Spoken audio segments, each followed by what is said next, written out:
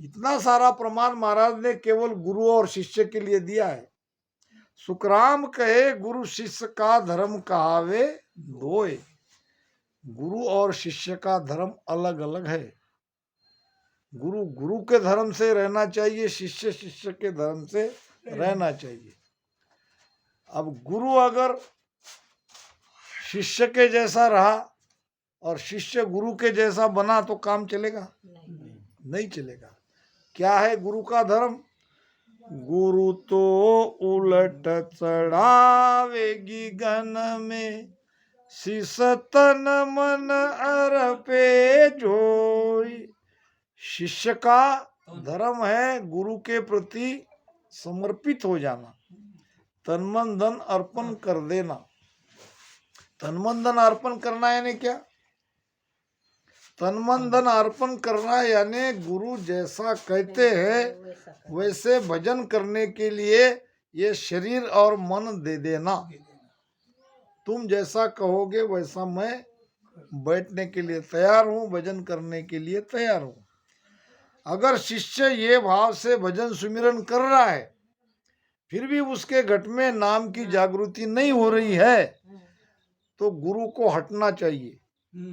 गुरु को कहना चाहिए बेटा ये मेरे से नहीं होगा, तुम जाके उस महाराज के शरण में चले जाओ।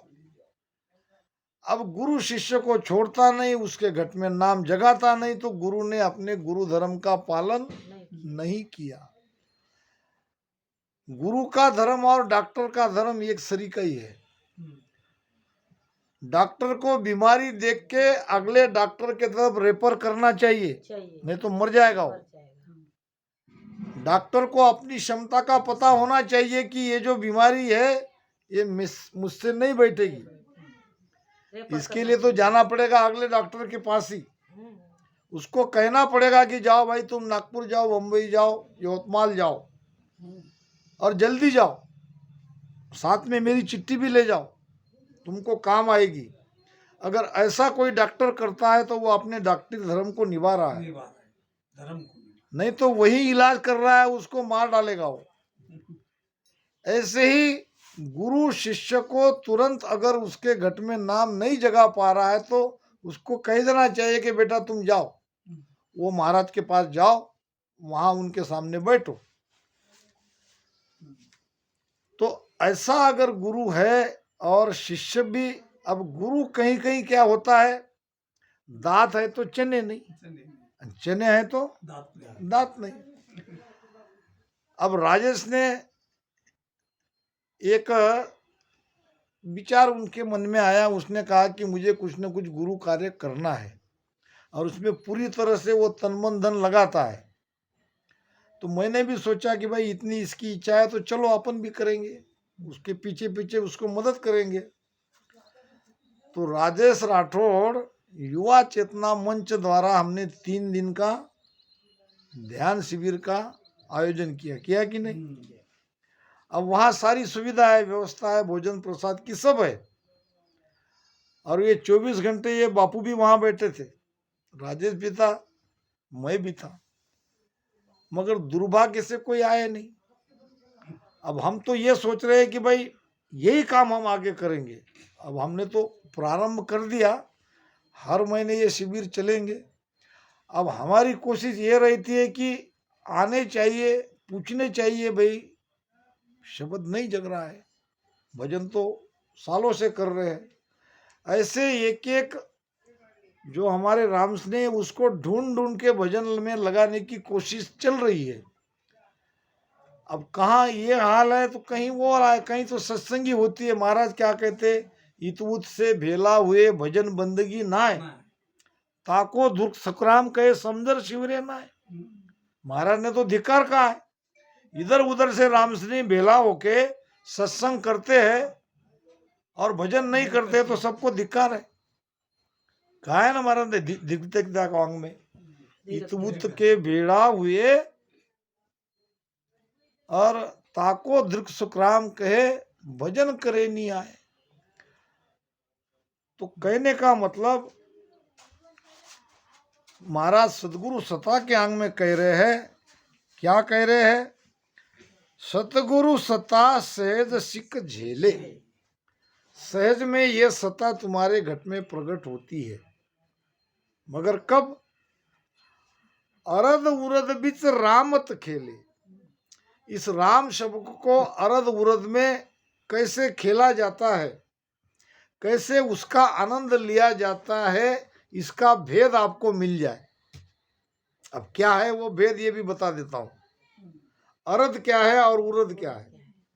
अरद उरद श्वास उसास नहीं है, क्योंकि ठीक नीचे लिखा है महाराज ने, सांस उसास रटे नित साई, निर्मल नैन खुले घट माई। नित नेम से सांस उसास में राम राम रटन करते हो तो आपकी वो दिव्य दृष्टि खुल जाती है, आपके अंदर वो शब्द जागृत होता है। शब्द का पराक्रम क्या है आपको आपके भीतर में समझ में आ जाता है। शब्द क्या है, शब्द कैसा है? शब्द ताकतवर है। शब्द की ताकत का अंदाजा तब चलता है जब वो जगे, ये कितना शक्तिशाली है। के सुख राम शब्द जो रावर, पाया सुपत आवे राम। के सुख राम शब्द जो रावर, पाया सुपत आवे। बिन पाया नर के बहु तेरो, बिन पाया नर के बहु तेरो, दिल का भरम जावे संतो, देखा चरज भारी। अमर लोक में संत विराजे, अमर लोक में संत विराजे, वहाँ सुरत लिव मारी वो संतो, देखा चरज भारी। अब देखो, सत्सबद जब प्रगटता है तो उसका पराक्रम का पता चलता है। जैसे कि माता के पेट में गर्भ ठहर जाता है तो चौथे पांचवें महीने में अंदर बालक क्या क्या करता है, एक एक इंद्रिया उसकी तैयार होती चली जाती है और पूरे 7 महीने में बालक पूरी तरह से तैयार हो जाता है, वो अंदर खेलता है। तो गर्भ धारणा से लेकर बच्चा अंदर क्या क्या करता है ये माता से छिपा हुआ नहीं रहता। माता को पता, दूसरे को पता नहीं चलता, माता को पता चलता, केवल माता को ही पता चलता है। दिन रात अड़ियो यूं गर्भ जैसो, जैसे गर्भ रात दिन माता के पेट में अड़ता है तो माता को उसका पता रहता है। वो गर्भ का पराक्रम क्या है ये माता को पता चलता है, दूसरे को नहीं चलता। ऐसे ही सुखराम हाथ में हाथ रे यूं शब्द लखायो माए, ये तो केवल शब्द का हिंदान है। क्या है? सेन है, उसका इशारा है। इससे कई ज्यादा ताकतवर शक्तिशाली वो शब्द है। जैसे कि अंधेरे में दो व्यक्ति खड़े हैं, दिख नहीं रहे और उनके हाथ का स्पर्श हो रहा है, तो क्या समझते हैं? कोई दूसरा व्यक्ति दिख नहीं रहा है मगर हाथ है। दो मित्र जंगल में रात में खड़े थे, कोई लाइट की व्यवस्था नहीं थी और दोनों रात में खड़े थे। अब दूसरे को एक के खाने की आवाज आने लगी। उसने कहा भाई तुम क्या कर रहे हो? तो उसने कहा आवाज नहीं आ रही। हाँ, तुम्हारे दांत से आवाज आ रही है, तुम कुछ न कुछ वस्तु चबा रहे हो, मुझे भी दो, मुझे भी भूख लगी है। क्या चबा रहे हो? उसने कहा चने। तो मुझे भी दो। उसने कहा कल्पने के चने चबा रहा हूं। क्या कहा? कल्पने के चने, यानी चना कुछ है नहीं, मैं केवल कल्पना से केवल दांत को बजा रहा हूं, अपने आप को संतुष्ट कर रहा हूं, मैं क्या दूंगा तुम्हें? इसी प्रकार लोग भक्ति करते हैं। अब भक्ति में भी कल्पना की भक्ति करते हैं, अपने मन से कल्पना कर लेते हैं, ये मंदिर है, ये मूर्ति है, इसमें भगवान, ये कल्पना ही तो है। वास्तविक परमात्मा अपने भीतर है। उस सत्य को छोड़ के बाहर ढूंढते हैं, जब कल्पना ही करते हैं। अब उस मित्र ने कहा जब तुम कल्पना के ही चने खा रहे हो तो लड्डू पेड़ा जलेबी ये क्यों नहीं खा रहे हो? कल्पना ही तो कर रहे हैं, उनके पास था तो कुछ नहीं। तो तुम अच्छी अच्छी चीज की, खाने की वस्तु की कल्पना करो और खाओ। अब तुम भक्ति कर रहे हो तो फिर भीतर के परमात्मा की जो सत्य है उसकी तो करो। फिर इतने सारे तुम खर्चा कर रहे हो, मंदिर बनाओ, ये करो, ये ताम झाम, इस अब ये कल्पना ही तो है। तो महाराज कहते हैं सतगुरु सता शेष शेष सेज शिष झेले। शेज नाम सहज। हाँ, सहज में। अब ये इसको समझ के अपन आज वाणी महाराज को विराम दे देंगे, क्योंकि ये महत्वपूर्ण विषय आया है। ये बार बार ये चर्चा नहीं होती है। वैसे मुझे जल्दी जाना है, कारंजा में दोपहर की सत्संग है आज, मगर अब विषय ऐसा निकल गया, इसका निर्णय यहाँ नहीं किया गया तो ये बात निकल जाएगी। नहीं आएगा। सांस उसास रटे नित साई, निर्मल नैन खुले घटमाई। सांस उसास से हमेशा आप राम राम करते रहोगे तो आपकी दिव्य दृष्टि खुल जाएगी। ये नेत्र निर्मल नहीं है। ये नेत्र कैसे है? ये नेत्र अच्छा भी देखते हैं तो बुरा भी देखते हैं, देखते कि नहीं? और नेत्र के द्वारा ही तो ये इच्छा हमारे भीतर जगती है। तो नेत्र का कोई भरोसा नहीं है। किसी को देख के किसी के बारे में अच्छे बुरे विचार आ सकते हैं, क्योंकि ये नेत्र माया के नेत्र है, ये निर्मल नेत्र नहीं। वो राम रक्षा में क्या आती है? चहूचक फूटी। क्या आती है? चहूचक। अब चार आंखें है तो ये दो आंखें कौन सी? फिर अब ये हृदय के दो नेत्र और ये दो नेत्र। हृदय के नेत्र ये माया के नेत्र से थोड़े पवित्र है। चहूचक फूटी आती ना बात। हाँ। ये लीलाट चहूचक फूटी, यानी क्या तुम्हारे ये भी नेत्र फूट गए और ये हृदय के भी नेत्र फूट गए? तुमको दिख नहीं रहा है? क्या दिख नहीं रहा है? कि वो दरिया सा गुरु शीस विराजे, राम नाम मंत्र घट जागे, ररंकार चौकी चौफेरा, मेला मंत्र न आवे नेड़ा, मैं देखूं गुरुदेव तुम्हारा, गुना चूक बगसाऊं सारा, रेण आय कर दर्शन पायो, सादा कहे बेरूट्यो आयो, वीर विद्या अख्या जा खोटी, ये चौचक फूटी। क्या तुम्हारे हृदय के भी आंखें फूटी है? तुमको ये दिख नहीं रहा है? ये विराटी आ रहा है, ये कर्नाटक की कोई कला करने वाला आ रहा है, ये कोई साधु थोड़ी है। तो ये दो नेत्र और ये दो नेत्र, हृदय से अगर हम कोई काम करते हैं, हृदय से किसी पर प्रेम करते हैं, हृदय से भक्ति करते हैं तो ये फलित होती है। अब ये दो नेत्र, ये दो नेत्र, अब दिव्य नेत्र और दो नेत्र रह गए। कौन से दो नेत्र रह गए? यशोदा बाई पता है?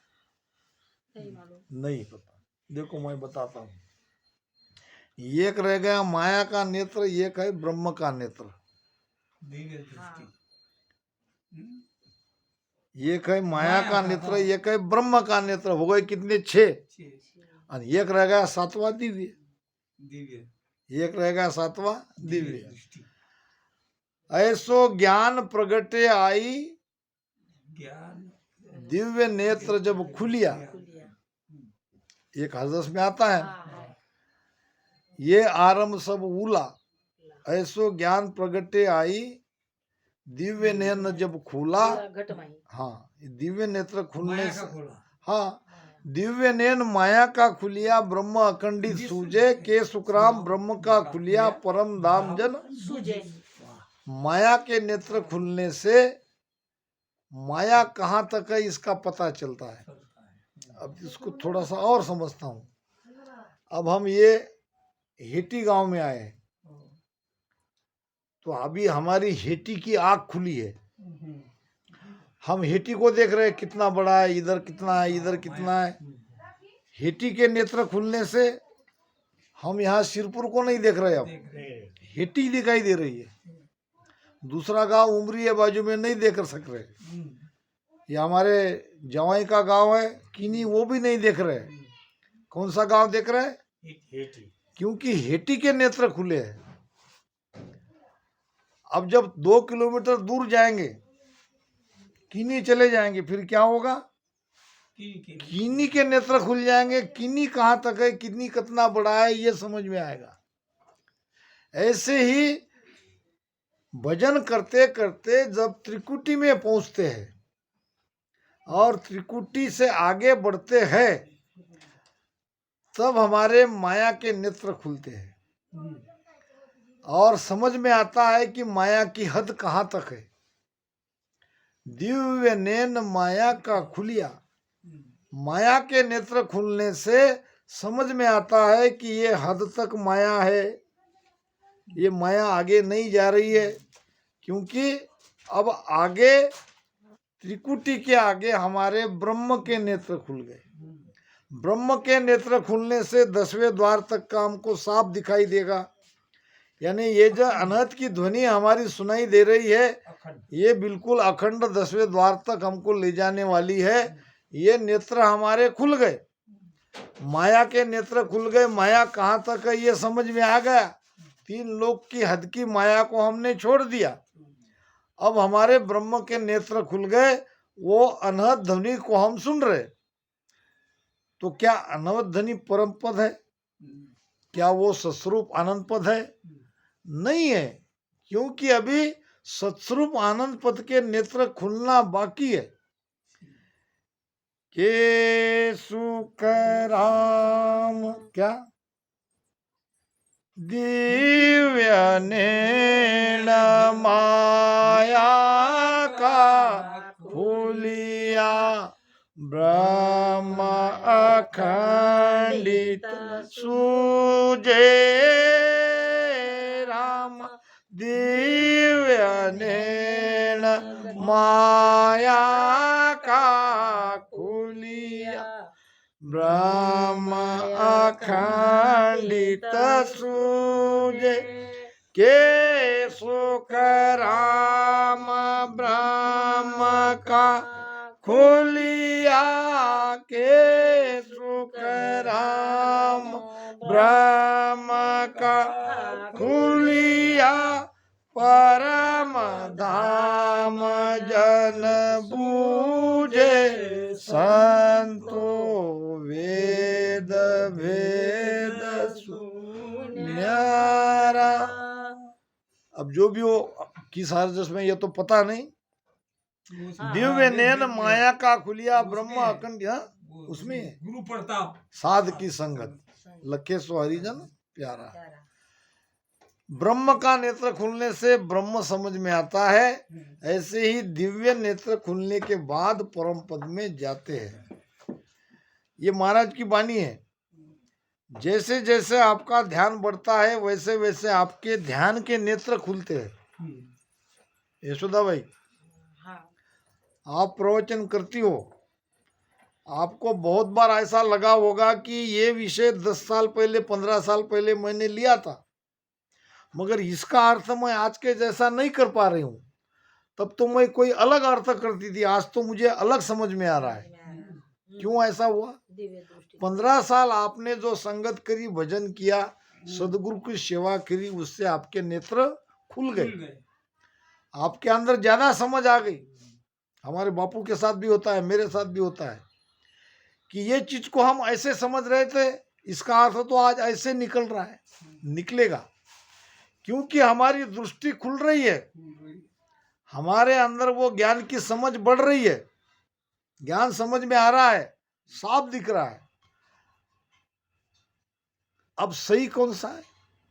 15 साल पहले का सही है कि आज का सही है? आज का सही है। आज के लिए आज का सही है, कल के लिए ये भी झूठ है। झूठ है। हाँ, कल दूसरा कल हो के, गया। हाँ, वही भी जो। अनुभव 5 हुआ। साल बाद जब तुम वाणी पढ़ोगे, उसी विषय को लोगे, तो आज का जैसा अर्थ नहीं करोगी, क्योंकि 5 साल में और परिपक्वता आएगी, आएगी आएगी, ध्यान की ऊंचाई और बढ़ेगी, बढ़ेगी। बढ़ती रहेगी। तब और अलग समझ में आएगा। ऐसे एक स्थिति ऐसी आएगी जब उसका कोई अलग अर्थ नहीं निकलेगा, वही अर्थ रहेगा। सपने में उठ के पूछे तो भी वही, नींद से उठे तो भी पूछे तो वही, हाँ, कोई संत भी बताएंगे तो उसका अर्थ वही, अपन भी समझ रहे तो वही। जब ऐसी स्थिति हो जाती है तब समझ लेना हमारे दिव्य नेत्र खुल गए, यानी अब अर्थ करने का भी एक अंत हो गया, अब उसका आगे दूसरा अर्थ नहीं हो सकता। ये चीज जब हम जान जाएंगे तब समझ सकते हैं कि हमारे दिव्य नेत्र खुल गए, अब हम जल्दी उस परम पद में पहुंचने वाले हैं। ये केवल इतना आसान नहीं है, मेरी धुन चल रही है, ये हो रहा है, हो रहा नहीं, है, नहीं, तुम्हारी चल रही है, मगर तुम बता क्या रहे हो ये तो बताओ। हाँ ना, वाणी को खोलो, ज्ञान को, तब हम समझे कि तुम्हारी धुन बराबर है। तुम तो कहने को कुछ भी कह लोगे, ऐसा नहीं है। जब ये सारी चीजें होती है तो ज्ञान भी खुलते जाता है, समझ बढ़ती जाती है, ज्ञान का पराक्रम आता है, लोग जुड़ते जाते हैं उससे। पेलो परचो ज्ञान है, दूजो अनभे जान, तीजो सो सुख राम के, हंस चेहटे आन। पेलो परचो ज्ञान को। ज्ञान है, वो ज्ञान कौन सा दे रहे, कैसे उस साकी को समझा के दे रहे, वो विषय वो ले रहे कि नहीं ले रहे, क्यों नहीं ले रहे वो विषय को, इसका मतलब कहीं ना कहीं समझना बाकी है, इसीलिए वो नहीं ले रहे। अगर लेके उसका सही सही अर्थ कर रहे हैं तो ये पर्चा है उसका कि वो आज उस लेवल तक पहुंच गए। दूसरा पर्चा है अनुभव, यानी वो स्वयं भजन भी करता है, केवल ज्ञानी ज्ञान नहीं दे रहा है, स्वयं साधना भी कर रहा है, साधना करते देखे हैं हमने उनको, ये उसका दूसरा पर्चा है। अब कहीं कहीं होता क्या है, कुछ साधना करते दिखते हैं तो कहते ज्ञान नहीं है कुछ। देखो क्या हो रहा है, जो भजन करने वाले हैं वो ज्ञान नहीं कहते, हमको पढ़ना नहीं आता, कहे पढ़ना नहीं है, ये पढ़ने की बात ही नहीं है, ये तो बिल्कुल तुम पढ़ के राजू तुम बैठो मैं बताऊंगा। क्या कहेगा, मुझे पढ़ना नहीं आता, बात सही है, मगर तुम उसका अर्थ तो खोल सकते हो। विश्राम जी महाराज बैठते थे सत्संग में, पढ़ते पढ़ते ऐसा लगते थे कि वो सोए हुए ऐसे ही, अरे बाबा जी तो सोए हुए, अब आत्मसार पढ़ रहे, एक साख इधर उधर हो गई तो वहां से है डबल पढ़ो डबल पढ़ो, हाँ, यानी वो सोए हुए थे क्या? नहीं, अपन क्या बोल रहे हैं, हर एक शब्द पर उसका ख्याल ध्यान रहता, था। ख्याल रहता था, एक एक चीज बड़ी गहराई से हमारे शिष्य लोग क्या कह रहे ये समझते थे। तो कहने का मतलब जो भजन करते हैं वो वाणी नहीं पढ़ते, अब जो मेरे जैसा भजन नहीं करता वो वाणी पढ़ते हैं, आपको क्या समझ में आएगा? श्रोत्रिय ब्रह्मनिष्ठम गुरु कैसा चाहिए? श्रोत्रिय ब्रह्मनिष्ठम, उसको ज्ञान भी चाहिए ध्यान और ब्रह्म में उसकी निष्ठा भी पक्की चाहिए। ध्यान ध्यान देंगे। पहलो परचो ज्ञान है, महाराज ने बता दिया एक ही साथ में। ज्ञान से ही उसकी परीक्षा होती है, सादा शब्दा पढ़ की। ज्ञान से साधु की परीक्षा होती है। अब वो बोलेगा ही नहीं तो उसको क्या। क्या पढ़ एक कोई बहुत अच्छी कथा याद आ गई, समय भी होता आ रहा। एक कोई महात्मा जी आए एक गांव में, लोगों ने सुना, अरे ये तो बहुत बढ़िया महात्मा जी है। और वो ज्ञान में उसने कह दिया कि भाई तुमको जब जो चाहे वो काम मुझसे करवा लेना। तो सब लोग सत्संग समाप्त होने के बाद गए, महाराज जी अब हमारे गांव चलो, हम आपकी सेवा करेंगे। लोगों को लगा कि गांव में कुछ न कुछ विपत्ति आती रहती है और संतों का गांव में रहना अच्छा है। तो ऐसे विपत्तियों से चल जाती संत टाल देंगे। टाल देंगे। तो मैं आने को तो तैयार हूँ, मगर मेरी सेवा होनी चाहिए। बिल्कुल महाराज, आपको 2 टाइम भोजन प्रसाद क्या होना वो होगा, चाय दूध नाश्ता जो चाहिए सब करेंगे, फलाहार सब लाएंगे। केवल गांव में जब जब कोई आपत्ति आ जाएगी तब जरा संभाल लेना। नहीं नहीं, वो तो मैं सब कर लूंगा, अगर तुम मेरी व्यवस्था के लिए तैयार हो तो मैं आता हूँ। मगर एक बात है, कभी कभी मैं अलसा जाता हूँ। अलसा जाता हूँ यानी क्या, आलसी आलसी हो जाता हूँ। बस उतना थोड़ा ध्यान रखना, उस समय मुझे कुछ कहना नहीं। नहीं नहीं ठीक है, तुम्हारा वो जब आलसी तुम हो जाओगे तब हमें तुम कोई काम नहीं बताएंगे। अब लेके गए, 4-6 महीने हो गए, उसको खिला रहे पिला रहे, सेवा कर रहे, सब दर्शन कर रहे, काम कुछ नहीं है, लेना देना कुछ नहीं है। अब एक दिन गांव में लग गई आग। अब पानी कम था, लोग इधर उधर भागो भागो भागो, दौड़ धूप चल रही। अब इसके भी कान तक आई, महाराज के भी। अब कुछ आ गए बापू जैसे प्रतिष्ठित लोग, महाराज जी आग लग गई। आज है तुम्हारी ड्यूटी। गांव में आग लग गई है, बूझ नहीं रही है, ये क्या करूं। अरे भाई मैं तो आज आलसा गया आज ही। आज ही अब उसको क्या पता थोड़ी रहता है कि आलस कब आता है। आज मुझे आलस आ गया।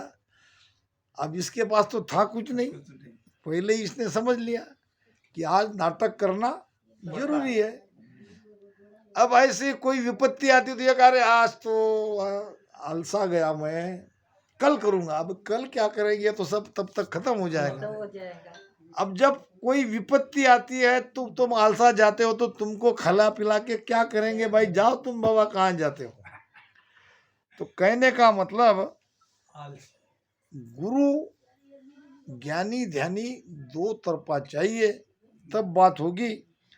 तो अब समय अभाव के कारण हम जल्दी जल्दी उस साख को समझ लेते, अरद उरद को, जिसको बताना जरूरी है। अरद उरद के बीच में बसे सिखावन हार, सो सतगुरु सुख राम कहे, निरखो उन मुनिदार। अब इससे ज्यादा स्पष्ट प्रमाण आपको क्या चाहिए। अरद उरद के बीच में, अरद और उरद के बीच में वो बैठा है। क्या कहा महाराज ने, आपकी मूल्यवान वस्तु सोने का हार 10 तोले का, अब ये तो उससे भी ज्यादा कीमती है,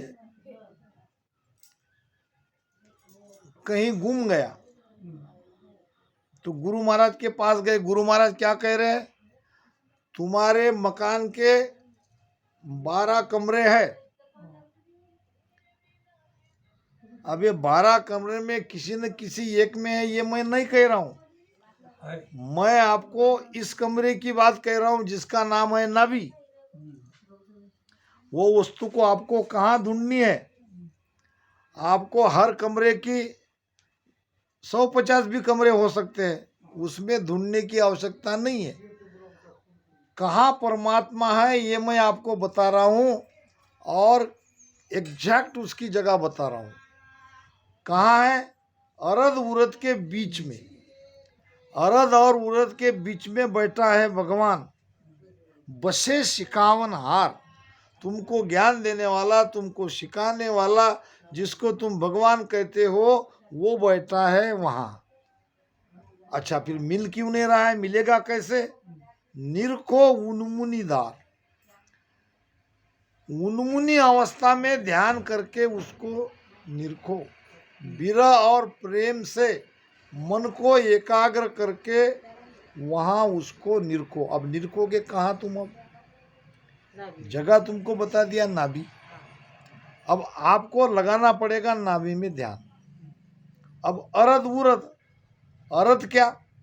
नीचे, उरद क्या? ऊपर। जितना नीचे जाते हो उतना नीचे पहले जाओ। राम राम करते करते श्वासा जितनी नीचे जाती है, श्वास समझ लो, श्वास क्या है? हाँ, नाक से जो अंदर जाती है वो श्वास, श्वास। प्राण वायु। हाँ, ऑक्सीजन यह है श्वास। श्वास। वो श्वास क्या है? ऊपर। कार्बन डाइऑक्साइड बाहर निकलती है। बाहर कौन सी श्वासा निकलती है? जितनी लेते हैं उससे कम बाहर निकलती है। बहुत लोग कहते हैं कि 20-20 नाम लो, जितना लेते हो उतना छोड़ो।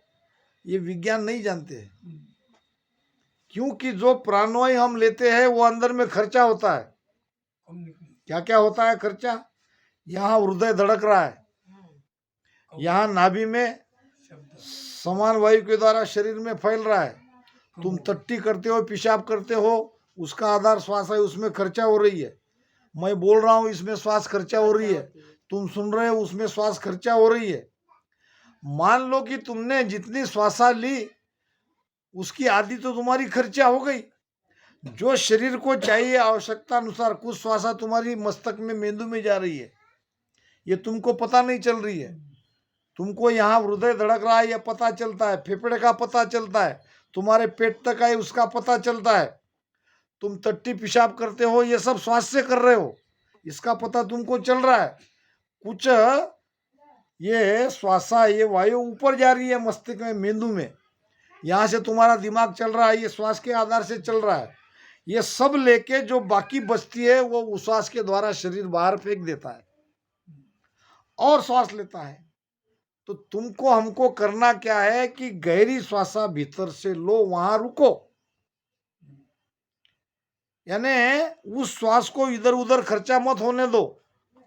वहीं उसको एक जगह रुक के देख लो, प्रयोग करके, प्रयोग है वो। और वहीं पे रुक के फिर बाकी शरीर को जो चाहिए वो तो ले ही लेगा। और कुछ श्वासों को हमने बचा लिया, यहाँ सेव कर लिया। अब थोड़ी सी श्वासा बाहर जाएगी उस श्वास में, ज्यादा नहीं जाएगी, और फिर और श्वासा भरो। अरद उरद के बीच में बसे सिखावन हार। उस परमात्मा को अगर ढूंढना है तो ये तरीका है। सो सतगुरु सुखराम कहे निरको उन्मुनि दार। अब जब आपका मन उसमें लग जाएगा, मन विचार रहित हो जाएगा, तब आपको परमात्मा की हल्की हल्की झलक आपको दिखने को मिलेगी वहीं पर। अब इसके लिए आपको सांस उसास में राम राम रटन करते करते ही जाना है, राम राम को छोड़ना नहीं है। सांस उसास रटे नित साई, निर्मल नैन खुले कर। वो दिव्य दृष्टि आपकी सांस उसास में राम राम करते करते इस अरद उरद के बीच में वो परमात्मा आपको लगने में आ जाएगा। फिर धीरे धीरे एक एक स्थान के पार करके आप मेरु त्रिकुटी होते हुए 3 लोक के परे चले जाओगे। फिर ये ब्रह्मांड है, ये अंतरिक्ष है। ये अंतरिक्ष को जब पार करोगे 10वें द्वार में आओगे। ये 10वां द्वार बाहर भी है तो भीतर भी है, तब आपकी सारी दृष्टि खुल जाएगी। जैसे हम बाहर देख रहे हैं वैसे आप भीतर से देखोगे। इन्हीं शब्दों के साथ वाणी को यहीं पर विराम